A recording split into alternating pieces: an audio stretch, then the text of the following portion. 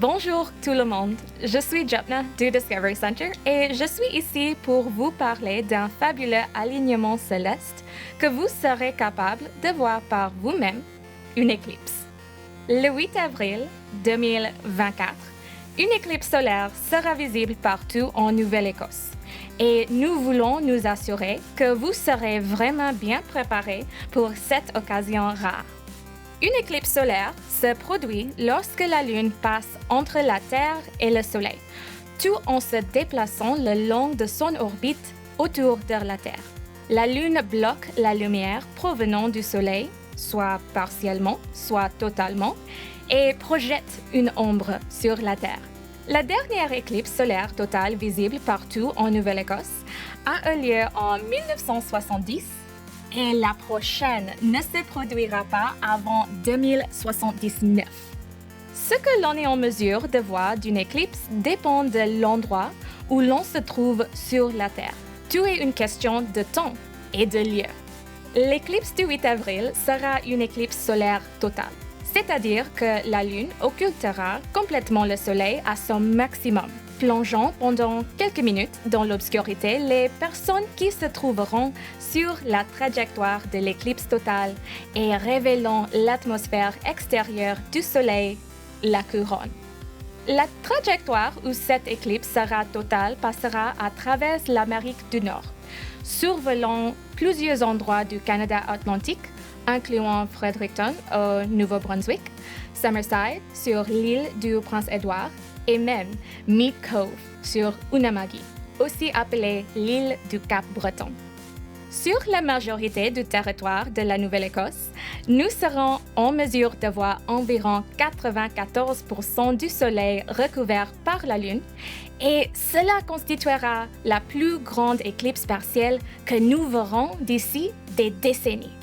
L'éclipse débutera aux alentours de 15h30, lorsque la Lune commencera à se déplacer devant le Soleil au sud-ouest. Au début, le grignotage qu'opérera la Lune avec son ombre ne sera pas tout de suite évident pour les observateurs et observatrices. Cela prendra la forme d'une minuscule parcelle de noir qui grandira de manière régulière, transformant le Soleil en une forme de croissant qui rétrécira de plus en plus. Une fois que la couverture maximale sera atteinte, vers 16h40, le phénomène inverse sera observé. Alors, l'ombre de la Lune perdra du terrain et vers 17h45, l'éclipse sera terminée. Comment pouvons-nous observer le Soleil de manière sécuritaire durant une éclipse? Surtout, ne regardez jamais le Soleil sans une protection oculaire spéciale. Les lunettes de soleil ne constituent pas un équipement de protection individuelle approprié et ne remplacent pas des lunettes spéciales Eclipse certifiées ISO. Les filtres solaires que l'on retrouve dans les lunettes spéciales Eclipse sont spécifiquement conçus pour protéger vos yeux de la luminosité intense du soleil. Ils bloquent la plupart des rayons du soleil ainsi que les rayons ultraviolets et infrarouges, qui blesseraient vos yeux sinon. Avant de regarder le soleil, vérifiez que vos lunettes spéciales Eclipse sont bien certifiées et assurez-vous qu'elles ne soient pas endommagées, qu'elles ne soient pas tordues ni rayées et qu'elles n'aient pas de fissures ni de trous. Durant une éclipse solaire partielle, ces lunettes spéciales Eclipse doivent être portées tout au long de la période durant laquelle vous regardez le Soleil, car à aucun moment le Soleil ne sera recouvert à 100% par la Lune.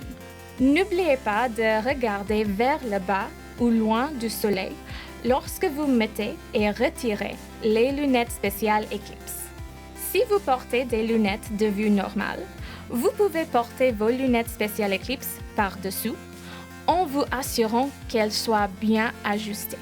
Faites en sorte de ranger vos lunettes spéciales Eclipse dans un endroit où elles ne seront pas tordues, ni rayées, ni endommagées d'une manière ou d'une autre, afin qu'elles soient prêtes pour vos prochaines observations du Soleil ou pour une escapade pour observer une éclipse.